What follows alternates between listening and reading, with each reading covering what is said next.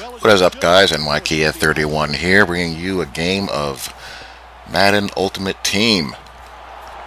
Hope everyone is alive and well. And I'm taking on a pretty decent squad here in this game, as you'll see his roster. It's a little bit different as far as the players that you see. In Ultimate Team, you almost always see dual threat quarterbacks, so it's kind of odd to see a 90 overall Carson Palmer there starting, but hey, whatever. And my team is still a 88 overall. I made some changes after this game as far as my personnel. Once I clinched a playoff spot, I used some coins that I accumulated and plopped down for a pack or two and made some changes. But you see his squad is okay, pretty solid, and mine is pretty much the same as you've seen the past few videos, and away we go.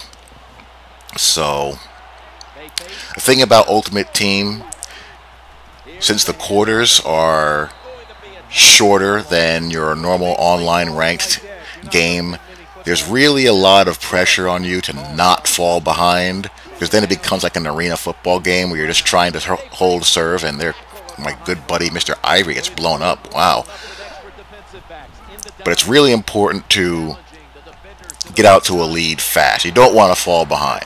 But, sometimes things aren't going to go your way, at least initially or right away, as he just gets a dose of luck there.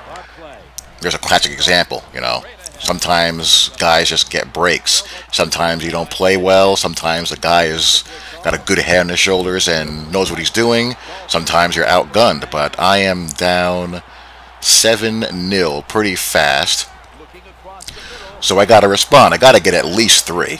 I don't want to give the ball back with no points. I do a little play action, try to hit the square in, but that does not work. So not good.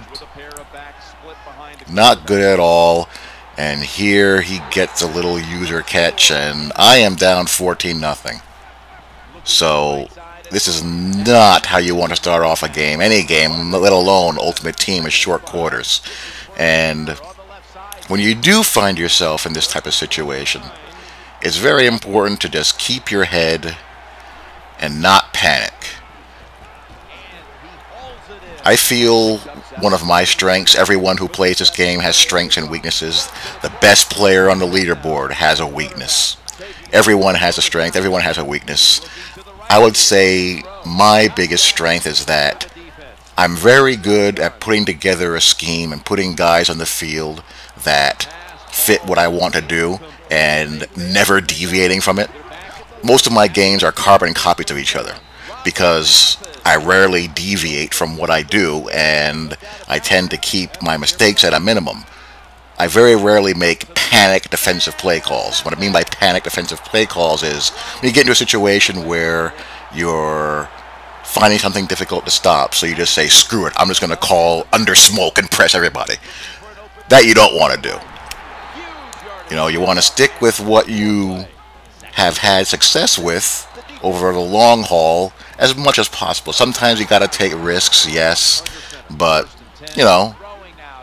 trust what you do, and you'll find yourself being able to keep your composure and minimize the dumb mistakes that cause games to snowball. So here, it's a 14-10 game now, and I'm going to pop another run here with Ryan Matthews. And now I'm back in the lead, and I feel like I have a pretty good handle on what he's trying to do. As you can see here, I've kind of bottled him up. He converts there, and now he's going to go into no huddle mode. He's going to get into a situation where he's going to pull Carson Palmer and put in his Cam Newton. And from that point, things really start to get predictable. He's going to make 1 or 2 reads, and then try to scramble. And there I am able to get a user sack. I sniff out the slip screen. So now he's the one in panic mode.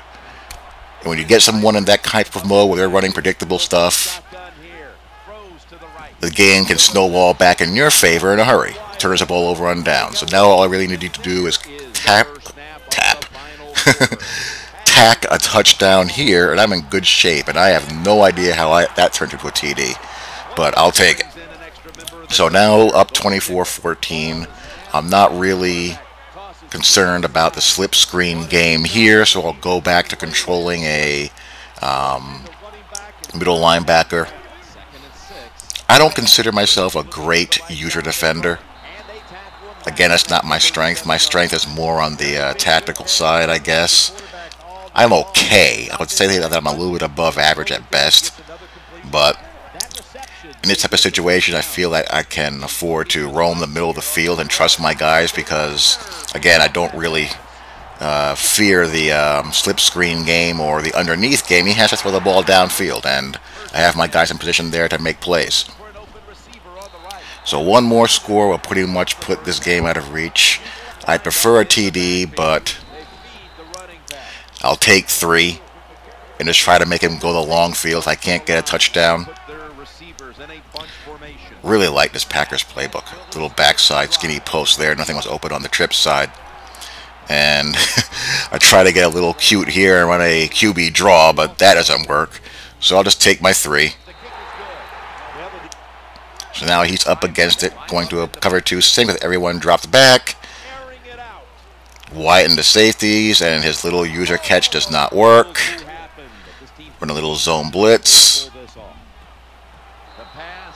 So now he's got to throw the ball downfield into traffic, which is exactly what I want. So the moral of the story is, when you get down early in a game, just keep your head, keep your composure, stay in what you are trying to do. Slip screen, I mean, who cares at this point? I'll just try to go to where he's trying to get to and beat him to the spot. And again, those slip screens is why I like to control the defensive lineman, because I can just sniff him out right away